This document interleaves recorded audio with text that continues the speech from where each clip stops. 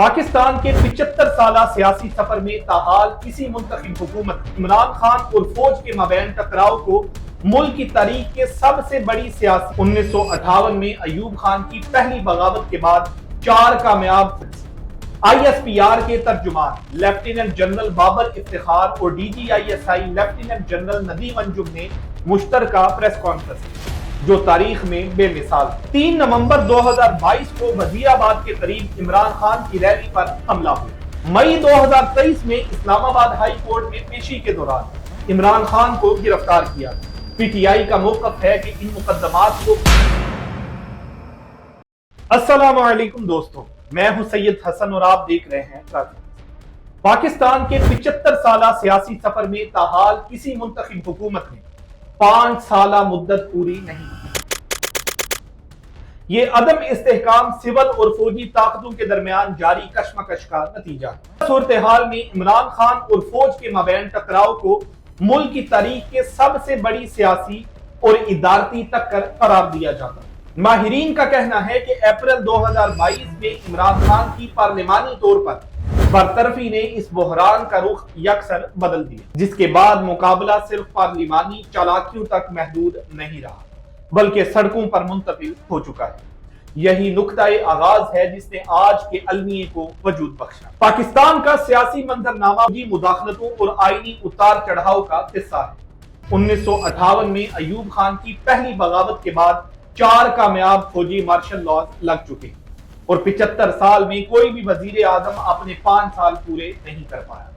Mister Bhutto کی حکومت ختم ہو چکی ہے، سارے ملک میں مارشل لا نافذ کر دیا گیا ہے، قومی اور صوبائی اسمبلیاں توڑ دی گئی ہیں، صوبائی گورنر اور وزیر ہٹا دیے گئے ہیں۔ پاکستان کے قیام کے وقت سے ہی فوجی اثر و رسوخ پنپتا رہا۔ ملک کے بانی محمد علی جناح نے بھی طاقت کو غیر منظم رکھا، جو مستقبل میں فوجی بالادستی کا پیش خیمہ بنا۔ 2018 کے انتخابات میں عمران خان کا سیاسی عروج اسی تناظر میں آیا۔ تجزیہ کاروں کے مطابق خان نے 2018 میں فوجی قیادت کی پشت پناہی سے حکومت بنائی۔ ابتدائی طور پر ان کے اور فوج کے تعلقات مستحکم رہے، تاہم جلد ہی بے چینی شروع ہوئی۔ اپریل 2022 میں ووٹ آف نو کانفیڈنس کے ذریعے برطرفی کے بعد عمران خان نے خود کو ایک طاقتور فوجی حریف اور سیاسی جماعتوں کے خلاف کھڑا کیا۔ انہوں نے وزیر اعظم شہباز شریف کی حکومت اور فوج پر بیرونی سازش کا الزام لگایا۔ عمران خان نے میڈیا اور جلسوں میں یہ دعویٰ کیا کہ امریکہ نے ان کا تختہ الٹنے میں کردار ادا کیا، جو حکومت اور فوج کی جانب سے یکسر مسترد ہوا۔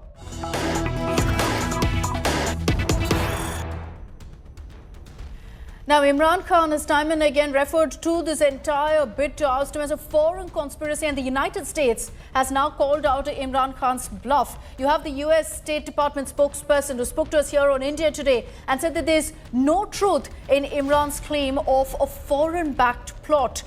اس پس منظر میں اداروں کے درمیان اعتماد ٹوٹنا شروع ہوا اور عمران خان کی عوامی مہم زور پکڑتی گئی۔ وہ جلد از جلد انتخابات کا مطالبہ کر رہے تھے اور سینکڑوں جلسے کر چکے تھے اور ان کی مقبولیت میں دن بدن اضافہ ہو رہا۔ 10 اپریل 2022 کو قومی اسمبلی میں ووٹ آف نو کانفیڈنس کامیاب ہوا۔ 174 اراکین نے عمران خان کے خلاف ووٹ دیا اور وہ وزارت عظمیٰ سے برطرف ہو گئے۔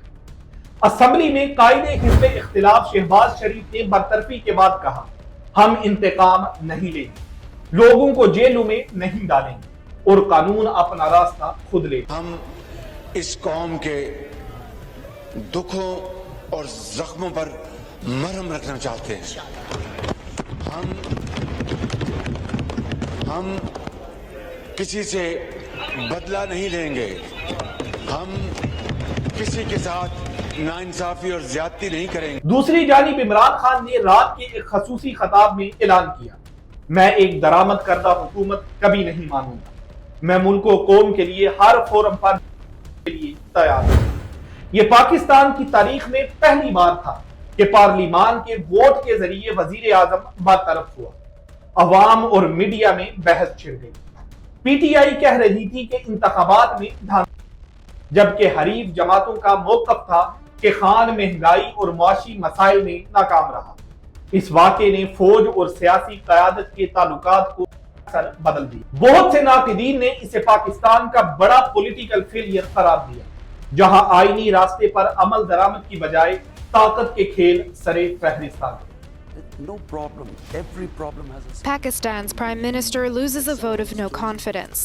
Imran Khan was dismissed after 174 lawmakers voted in favor of his ouster, following weeks of political turmoil. The opposition celebrated a victory over Khan, who had tried everything he could to stay in power. 27 اکتوبر 2022 کو فوج کے office of public relations ISPR کے ترجمان lieutenant general Babar Iftikhar اور DGISI lieutenant general Nadeem Anjum نے مشترکہ press conference جو تاریخ میں بے مثال تھی. اس دن فوجی قیادت نے عمران خان کے خلاف کھل کر بات کی. DGISI ندیم انجم نے الزام لگایا کہ خان فوج سے غیر قانونی اور غیر آئینی رعایتیں مانگ رہا تھا، لیکن فوج نے ان درخواستوں کو مسترد کر دیا. انہوں نے نشاندہی کی کہ خان نے شب کے وقت فوجی قیادت سے ملاقات کر کے رعایتیں مانگی اور پھر دن میں انہیں چھٹلا دیا. بابر افتخار نے کہا کہ اس مشترکہ پریس کانفرنس کا اہتمام فوج کے خلاف جاری سینٹرل پروگرام کو بے نقاب کرنے کے لیے کیا گیا تھا. آپ کا دل مطمئن ہے کہ آپ کا سپہ سالار غدار ہے، میر جعفر ہے، تو ماضی قریب میں اتنی تعریفوں کے پل کیوں باندھتے تھے آپ؟ اگر آپ سمجھتے ہیں کہ آپ کا سپہ سالار غدار ہے، میر جعفر ہے، تو اس کی مدت ملازمت میں اتنی توسیع کیوں دے رہے ہیں؟ PTI نے اس پر فوری رد عمل دیا. عمران خان نے اس پریس کانفرنس کو بے وقوفانہ قرار دیتے ہوئے کہا کہ اس میں صرف جھوٹ اور آدھے سچ بیان کیے گئے. ان کا کہنا تھا کہ فوج ایک آئینی ادارہ ہے اور انہیں یہ اختیار کس نے بخشا ہے کہ یہ پولیٹیکل قیادت کے خلاف پریس کانفرنس کریں. ایک سیکیورٹی تجزیہ نگار نے بھی نشاندہی کی کہ یہ واقعہ بے مثال ہے، کیونکہ اس سے پہلے کبھی خفیہ ادارے کے سربراہ نے مقامی میڈیا میں آ کر مخالف سیاستدان پر تنقید نہیں. عام رائے میں اسے فوج اور عمران خان کے تعلقات کے کھلے ٹکراؤ کے طور پر دیکھا گیا، جس نے تنازع کی شدت کو بڑھا دیا. 3 نومبر 2022 کو وزیر آباد کے قریب عمران خان کی ریلی پر حملہ ہوا. مظاہرے کے دوران ایک نامعلوم شخص نے فائرنگ کی جس میں عمران خان زخمی ہو گئے اور ان کا ایک ساتھی جان کی بازی ہار گیا. حکومت نے مظاہرے کے بعد 24 گھنٹے کے اندر قاتل کو حراست میں لے لیا. PTI کے ترجمان فواد چوہدری نے کہا کہ یہ صاف قتل کی سازش تھی اور اگر قاتل کو روک نہ لیا جاتا تو پوری PTI لیڈرشپ ختم ہو جاتی.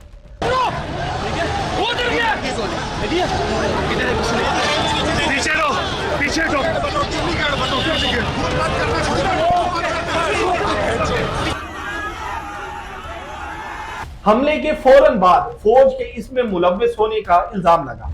اسد عمر نے دعویٰ کیا کہ وزیر اعظم شہباز شریف، وزیر داخلہ رانا ثناء اللہ اور ایک خفیہ ادارے کے سینئر افسر میجر جنرل فیصل نصیر اس سازش میں ملوث ہیں. اس الزام پر شہباز حکومت نے انکار کیا اور اسپیشل انویسٹیگیشن ٹیم بنانے کا حکم دیا، جبکہ رانا ثناء اللہ نے آزادانہ تحقیقات کا وعدہ کیا. فوجی ذرائع نے اس حملے کی سخت مذمت کی اور کہا کہ یہ افسوسناک ہے. عوام میں غم و غصہ پھیل گیا اور PTI کے کارکنوں نے وائرل ویڈیوز میں مطالبہ کیا کہ ذمہ داروں کا تعاقب کیا جائے. اس حملے کے اثرات دور رس تھے. اس نے خان کے حامی حلقوں میں فوجی سازش کے نظریے کو مضبوط کیا اور بادی النظر میں معاملات کو مزید کشیدہ کر دیا. مئی 2023 میں اسلام آباد ہائی کورٹ میں پیشی کے دوران عمران خان کو گرفتار کیا گیا. خبر پھیلتے ہی ملک بھر میں احتجاج پھوٹ پڑا. مظاہرین نے راولپنڈی میں GHQ پر پتھراؤ کیا. ریاض الحسن چوہان نے بتایا جلوسوں میں شامل مشتعل افراد نے ریاستی املاک جلائی اور فوجی تنصیبات پر قبضے کی کوشش کی. یہ مظاہرے شدید ہو گئے. 4 اہلکار اور کم از کم 2 مظاہرین ہلاک ہوئے. حملے کے الزامات پر عمران خان کو فساد پھیلانے کے مقدمات میں نامزد کیا گیا. PTI کا موقف ہے کہ ان مقدمات کو فوج کی مرضی سے سازشی بنیادوں پر بنایا گیا تاکہ خان کو سیاست سے دور رکھا جا سکے. میڈیا رپورٹوں کے مطابق پاکستان بھر کے شہروں میں موبائل اور انٹرنیٹ سروس معطل کر دی گئی. الجزیرہ نیٹ ورک نے بتایا کہ ہزاروں لوگوں نے اسلام آباد، لاہور، کراچی اور پشاور کی شاہراہوں پر دھرنے دیے اور پولیس نے واٹر کینن اور آنسو گیس کا استعمال کیا۔ کوئٹہ میں احتجاج کے دوران ایک پی ٹی آئی کارکن ہلاک ہوا اور حکومت نے سینکڑوں افراد کو حراست میں لے لیا۔ 9 مئی کے احتجاج کے بعد حکومت نے پارلیمان میں آرمی ایکٹ میں ترمیم کر کے ان مظاہروں میں ملوث شہریوں کے لیے فوجی عدالتوں میں مقدمہ چلانے کا انتظام کیا۔ اس ترمیم کو سپریم کورٹ میں چیلنج کیا گیا۔ اکتوبر 2023 میں پاکستان کی سپریم کورٹ نے ایک فیصلہ دیا کہ بغیر اپیل کے فوجی عدالتوں میں شہریوں کا ٹرائل آئینی تقاضوں کے خلاف ہے۔ تاہم دسمبر 2024 میں بڑے عدالتی بینچ نے موجودہ مقدمات میں فوجی عدالتوں کو اختیار دیتے ہوئے کہا کہ فیصلوں کی توثیق اپیل کے بعد ہوگی۔ بالآخر 7 مئی 2025 کو عدالت عظمیٰ نے آرمی ایکٹ کی متعلقہ دفعات کو بحال کر دیا، لیکن حکم دیا کہ پارلیمان سول عدالت میں اپیل کا حق یقینی بنائے۔ اس دوران سینکڑوں گرفتاریاں ہوئیں اور کئی ملزمان کو فوجی عدالتوں میں سالہ سال کی سزائیں سنائی گئیں۔ ان خفیہ عدالتوں میں چلنے والے مقدمات پر امریکہ اور یورپی یونین سمیت عالمی برادری نے خدشات کا اظہار کیا۔ 30 جنوری 2024 کو خصوصی عدالت نے عمران خان اور ان کے رہنما شاہ محمود قریشی کو آفیشل سیکرٹ ایکٹ کے تحت 10 سال کی سزا سنائی۔ کہا کہ میں تھوڑی دیر میں آتا ہوں، اور تھوڑی دیر میں انہوں نے عدالت سے اٹھے اور بعد میں آ کر انہوں نے مختصر فیصلہ سنا دیا اور 10 سال قید جو ہے وہ دونوں رہنماؤں کو دے دی گئی ہے۔ عدالتی طور پر یہ سزا عمران خان کو آئندہ فروری کے انتخابات میں حصہ لینے سے روک دی۔ پی ٹی آئی نے اس فیصلے کو غیر قانونی قرار دے کر اپیل کا اعلان کیا۔ عمران خان کے وکیل کا کہنا تھا کہ انہیں مناسب قانونی مراعات نہیں دی گئی اور سماعت قید خانے میں کی گئی۔ تجزیہ کاروں نے اس سزا کی ٹائمنگ پر تنقید کرتے ہوئے کہا کہ اس سے الیکشن کی شفافیت پر سوال اٹھتے ہیں۔ بہت سے مبصرین نے نشاندہی کی کہ انتخابات سے محض چند دن پہلے یہ فیصلہ آزاد اور منصفانہ ووٹنگ کے اصولوں کے خلاف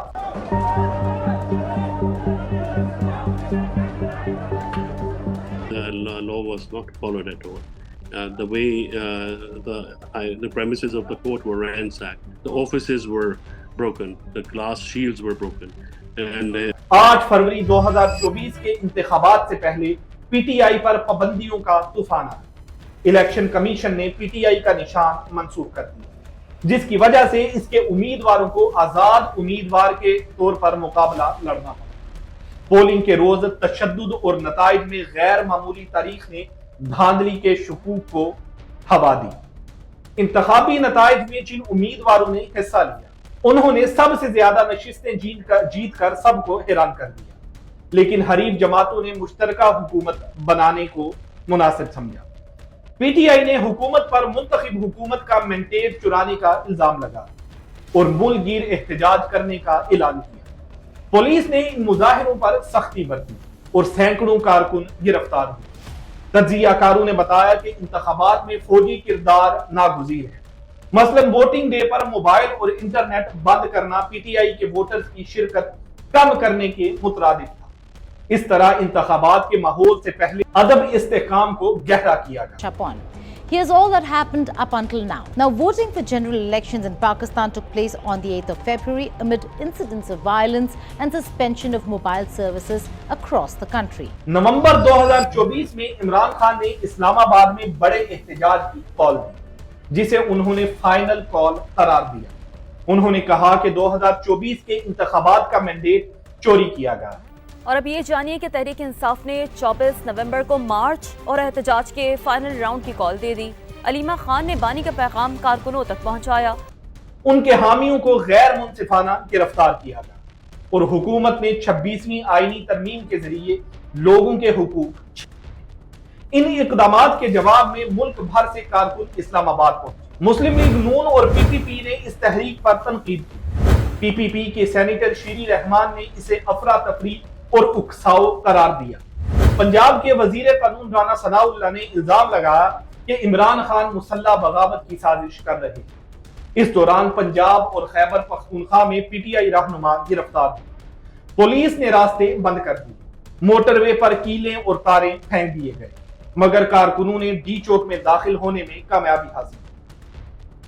پوری صورتحال میں ایسے مناظر ابھرے کہ عمران خان نے کارکنوں کو مارشل لاء کے خلاف آزادی کے لیے جدوجہد کا عزم دہرا دیا ہے۔ 26 نومبر کی صبح کے اوقات میں فوج اور پولیس نے اسلام آباد میں طاقت کا استعمال کیا۔ مختلف ذرائع کے مطابق سیکیورٹی فورسز نے عام دھرنے کو کنٹرول کرنے کے لیے آنسو گیس اور واٹر کینن کا استعمال کیا اور رات گئے دوہری کارروائی کرتے ہوئے ڈی چوک خالی کروا لیا گیا۔ اس مقابلے میں کئی لوگ زخمی اور کئی لوگ ہلاک ہوئے۔ بعض رپورٹوں کے مطابق سینکڑوں مظاہرین زخمی حالت میں ہسپتال پہنچے۔ پی ٹی آئی رہنما علی امین گنڈاپور کا دعویٰ تھا کہ سینکڑوں کارکنوں کو فائرنگ سے نشانہ بنایا گیا اور ہزاروں لوگ گرفتار ہوئے، جبکہ حکومت نے کہا کہ دہشت گردی پسندانہ کارروائی نہیں چلنے دی جائے گی۔ ڈی چوک کی صفائی کے بعد حکام نے تقریباً 4000 پی ٹی آئی کارکنوں کو گرفتار کیا اور موبائل فون اور انٹرنیٹ سروسز معطل کر دی۔ ان واقعات نے ملک کو ایک عجیب کیفیت میں ڈال دیا۔ میڈیا میں بحث چلی کہ اس طرز عمل سے آئین اور جمہوریت کو سنگین خطرات لاحق ہیں۔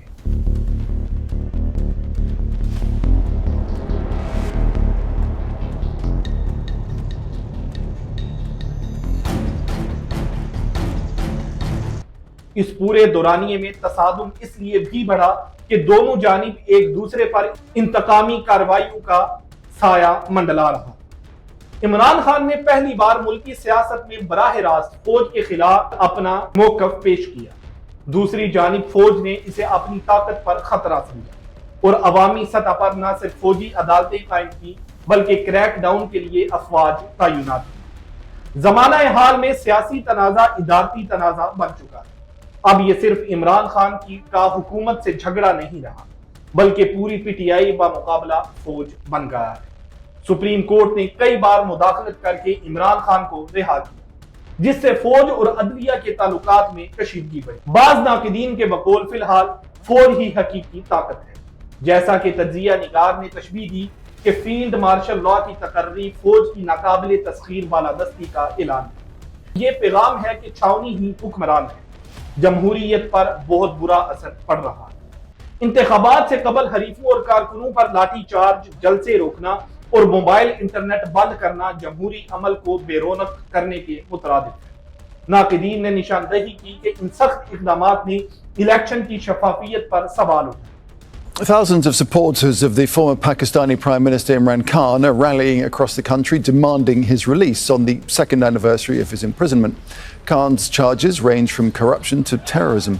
Police have arrested over 120. Supreme court نے بعض قراردادوں میں عدالتی توازن قائم رکھنے کی کوشش کی، مگر فوجی عدالتوں کے مقدمات یا نواز شریف کے مارچ کے خلاف فوج کی کارروائیاں جمہوری اداروں کی آزادی کو کمزور کر گئی۔ تضاد کی وجہ اداروں میں بے چینی اور اختلافات نے اس تنازع کو معمولی سیاست سے آگے بڑھا دیا ہے۔ اس کے نتیجے میں پاکستان کا آئینی ڈھانچہ لڑکھڑا رہا۔ ایک تجزیہ گار نے لکھا کہ یہ واقعات ظاہر کرتے ہیں کہ جب سیاسی اختلافات ادارتی بے قاعدگی اور فوج کی طاقت استعمال کرنے کی آمادگی کے ساتھ ملتے ہیں تو جلد ہی بحران جنم لیتا ہے اور پاکستان کی جمہوریت کو عالمی سطح پر شدید نقصان پہنچا ہے۔ آج عمران خان جیل میں ہے اور پی ٹی آئی کو سخت ریاستی دباؤ کا سامنا ہے، مگر حالات اس سے بھی کشیدہ ہے۔ انتخابات میں ان کے حامیوں نے طاقتور ووٹ بن کر فوجی حکمرانوں کو چیلنج کیا اور فوج نے اپنی بالادستی کا دوبارہ احساس دیا۔ آئندہ دنوں میں یا تو موجودہ سرد موہری میں سے کسی حد تک مفاہمت نکلے گی یا یہ ٹکر مزید بڑھ کر کسی نئے انتظامی تصادم کا رخ لے گی۔ پاکستان کی جمہوریت کو دوبارہ پٹری پر لانے کے لیے لازمی ہے کہ ادارے شفافیت اور انصاف کے اصولوں پر اکٹھے ہوں، ورنہ چند ماہ یا سال میں یہ تصادم نئے سرے سے اپنے عروج پر پہنچ سکتا ہے۔ دوستو، آپ سے ملتے ہیں اگلی ویڈیو میں۔